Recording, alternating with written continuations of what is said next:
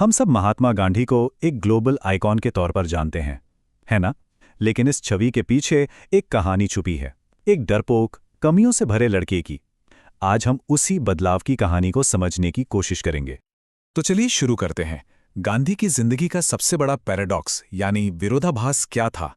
देखिए, एक तरफ था मोनिया, एक शर्मीला डरपोक लड़का, इतना डरपोक कि अंधेरे से भी डरता था और लोगों से बचने के लिए स्कूल से सीधा घर भाग जाता था।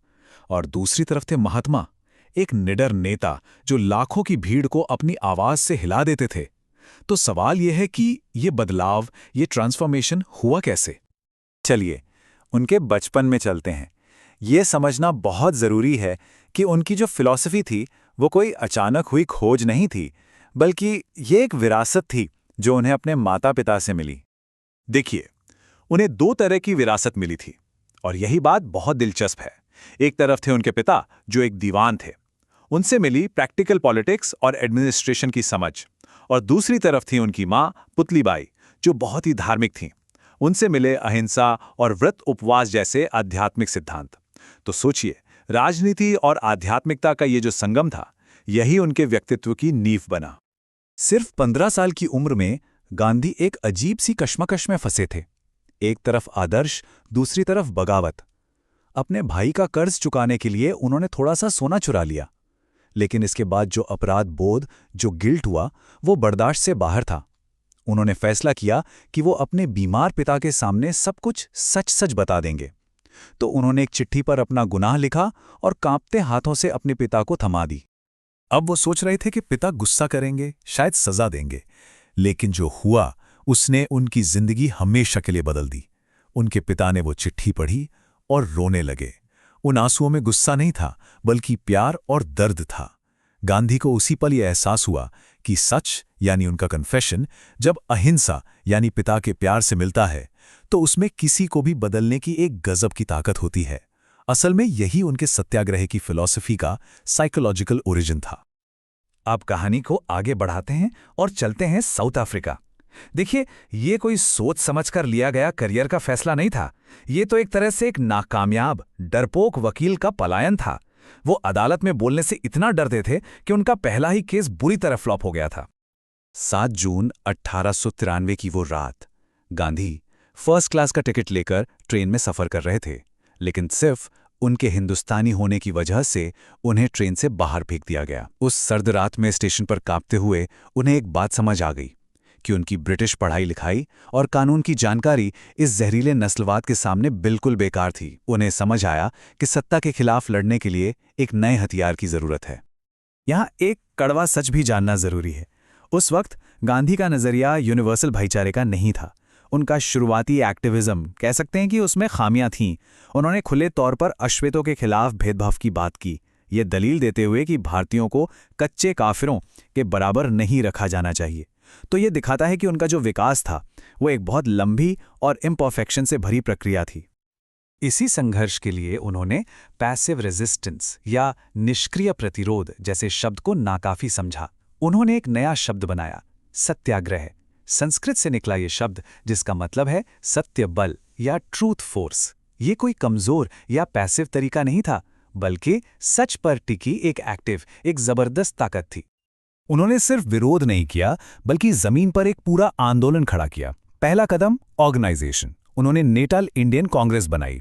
फिर दूसरा कदम कम्युनिटी, उन्होंने फीनिक्स और टॉल्स्टॉय फार्म जैसे आश्रम बनाए ताकि जो सत्याग्रही जेल जाएं उनके परिवारों को सहारा मिल सके। और फिर तीसरा और सबसे बड़ा कदम अवज्ञा को बढ़ाना। एक साथ 2000 से ज्यादा लोगों ने अपने रजिस्ट्रेशन सर्टिफिकेट्स को आग के हवाले कर दिया। अब भारत वापस आते हैं। साउथ अफ्रीका में 21 साल गुजारने के बाद गांधी जब भारत लौटे तो उन्होंने 1 साल तक सिर्फ सुनने का फैसला किया। वो तैयार थे अपने साउथ अफ्रीकी तरीकों को अपनी मातृभूमि के इस विशाल कैनवस पर आजमाने के लिए। तो सबसे बड़ा सवाल, आखिर उन्होंने नमक को ही क्यों चुना? ये एक पॉलिटिकल मास्टर स्ट्रोक था। समझिए कैसे। पहली बात, नमक हर एक भारतीय की जरूरत थी, चाहे वो किसी भी धर्म, जाति या क्लास का हो। दूसरी बात, ये औपनिवेशिक शोषण का एक जबरदस्त सिंबल था। मतलब समंदर से मिली एक मुफ्त की चीज पर सरकार टैक्स लगा रही थी। और तीसरी, कानून तोड़ना बहुत आसान था। कोई भी समंदर तक जाकर अपना नमक बना सकता था। और बस यहीं से शुरू हुआ 240 मील लंबा दांडी मार्च। ये सिर्फ एक पद यात्रा नहीं थी, ये एक कहानी थी जो हर दिन पूरी दुनिया के सामने खुल रही थी। जैसे जैसे वो आगे बढ़ते गए, हजारों लोग उनके साथ जुड़ते चले गए और देखते ही देखते ये मार्च एक राष्ट्रीय आंदोलन में तब्दील हो गया। गांधी को गिरफ्तार कर लिया गया, लेकिन आंदोलन रुका नहीं। इसका क्लाइमैक्स आया धरासना सॉल्ट वर्क्स पर। उनके फॉलोअर्स ने एक पूरी तरह से प्लान्ड नॉन वायलेंट रेड की, जो खास तौर पर दुनिया भर के मीडिया का ध्यान खींचने के लिए डिजाइन की गई थी। वहां जो हुआ उसे एक अमेरिकी पत्रकार वेब मिलर ने अपनी आंखों से देखा और उसकी रिपोर्ट ने दुनिया को हिलाकर रख दिया। उन्होंने लिखा कि कैसे सत्याग्रही चुपचाप आगे बढ़ते रहे और पुलिस की लाठियों से बेरहमी से पिटते रहे, बिना हाथ उठाए।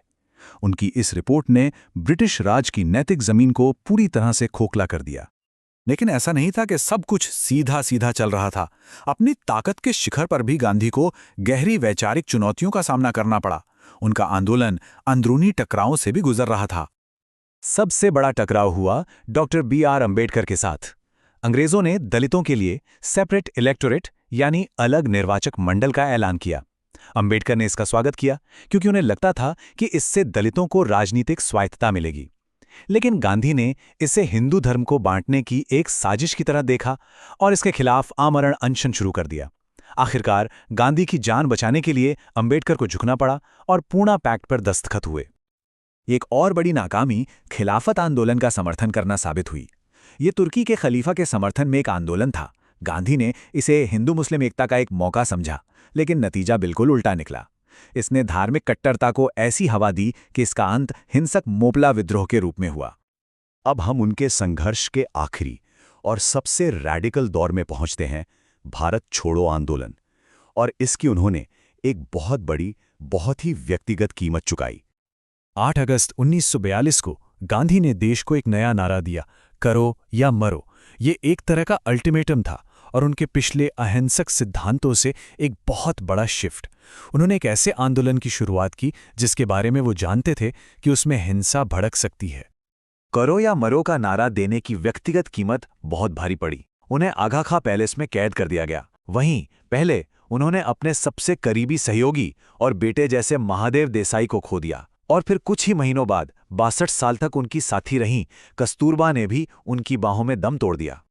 तो जब वो आखिरकार जेल से बाहर आए तो राजनीतिक जीत तो मिल चुकी थी, लेकिन व्यक्तिगत तौर पर वो पूरी तरह टूट चुके थे। इस आखिरी संघर्ष ने मानो उनकी निजी दुनिया को पूरी तरह जला दिया था। अब सिर्फ महात्मा बचे थे, जिन्हें विभाजन की त्रासदी का सामना करना था। तो आखिर में एक सवाल बचता है। ये पूरी कहानी हमें दिखाती है कि एक डरपोक साधारण सा लड़का भी संघर्ष और अपने सच के साथ प्रयोग करके एक महात्मा बन सकता है। तो अगर महानता कोई पैदाइशी चीज नहीं है, बल्कि गढ़ी जाती है, बनाई जाती है, तो इसका हम सबके लिए क्या मतलब है?